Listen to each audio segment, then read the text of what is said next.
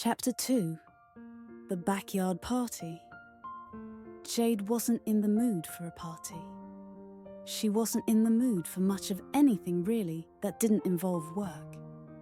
Her Saturday had started like most. Early morning coffee in a robe, hair twisted up, soft music playing from the speakers in her kitchen.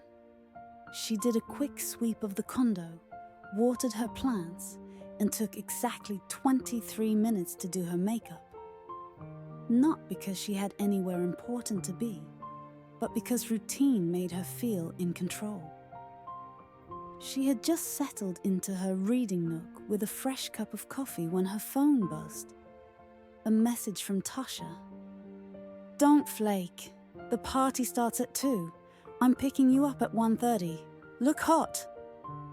Jade stared at it, debated not answering, and then sighed. Why do I have to go to this? I was finally having a peaceful day. Tasha replied, quickly, peace is overrated and barbecue is not.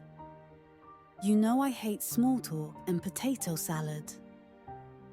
Then skip the talk and eat the ribs. Wear that dress that makes you look like you have feelings and an outfit other than work attire. You're impossible. And you're getting in the car at 1:30. Don't make me come up. Jade smirked at her screen, shook her head, and got up to get ready. By 1:27, she was standing in front of her building in wedge sandals and a rust-colored sundress, regretting everything. Tasha's black SUV pulled up with music, thumping through the windows, and a pair of oversized sunglasses peeking out from behind the wheel. "Dang!" Tasha called out as Jade approached. "Look at you, all soft and summery. I knew you still had range and sense of style." Jade opened the passenger door and rolled her eyes. "I feel like a walking TV nectar ad." "Good. Bees like nectar. And men are bees. Let's go." "I'm only going because I love you," Jade muttered as she climbed into the car, settling in as Tasha turned the music up and pulled away from the curb. They cruised down Memorial Drive with the windows cracked, just enough to let the summer air roll in. Tasha drummed on the steering wheel to the beat of a 90s R&B track. Sunglasses tilted like she was starring in a music video. "Admit it," Tasha said, glancing over. "You're glad I dragged you out. You were about to spend the whole day alphabetizing your spice rack." "I don't alphabetize them," Jade replied. "They're organized by flavor profile." Tasha snorted. "Girl, that's even worse." Jade leaned her head against the window and smiled faintly. "I just like knowing where things go." Tasha gave a soft side-eye. "You ever think maybe that's why nothing ever surprises you?" Jade didn't answer.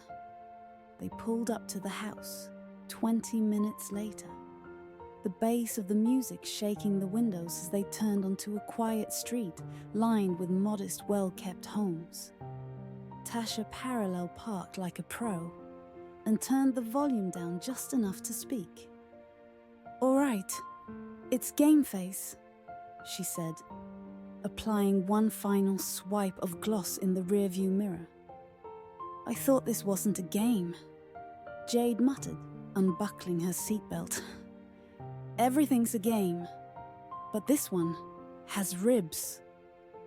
They stepped out into the thick, sunlit air, the smell of charcoal and seasoned meat hanging heavy around them. Lawn chairs, solo cups, and the smooth pulse of 90s R&B poured out like a heat wave from the backyard. Guy, Aaliyah, and Montel Jordan setting the vibe before they even stepped through the gate. Jade followed Tasha up the driveway of a cozy suburban house in Decatur. It belonged to Tasha's aunt. But half the people in the backyard were cousins, extended family, or longtime friends. Tasha had grown up running through this grass, sneaking soda from coolers and dancing to the same old playlists that were now blasting through Bluetooth speakers. It wasn't Jade's scene, but it was definitely Tasha's. As they stepped into the yard, the energy of the crowd quickly pulled Tasha away. Someone called her name from the patio, and she disappeared into a laughing cluster of cousins near the grill with a quick, "Be right back." Jade stood alone for a moment, taking it all in, kids weaving between lawn chairs, music pulsing through the warm air, the smell of ribs and sunscreen heavy in the breeze. That's when a tall woman with box braids and an easy smile approached with a red plastic cup. "Jade, right?" "Tasha said to make sure you had one of these," she said, holding it out. Jade took it with a nod, scanning the crowd. Tasha had already drifted into a circle of relatives near the grill, laughing like she was home. She caught Jade's eye and winked. A few minutes later, Tasha made her way back through the yard and rejoined her at the edge of the lawn. "See?" Tasha grinned. "You're already mingling. I haven't even said hi to anyone." "You took the cup. That's step one."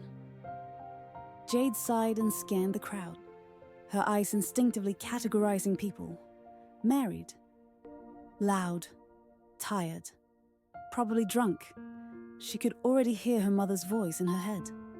You don't find a good man at a barbecue, unless he owns the house. After a beat, she gave Tasha a look. "I'm gonna go grab a refill." "Go mingle, butterfly," Tasha teased, already waving to someone else nearby. Jade rolled her eyes and made her way across the lawn. She wandered toward the edge of the yard, where a portable fan was humming near a tray of sodas. That's when she saw him. Cameron Reese.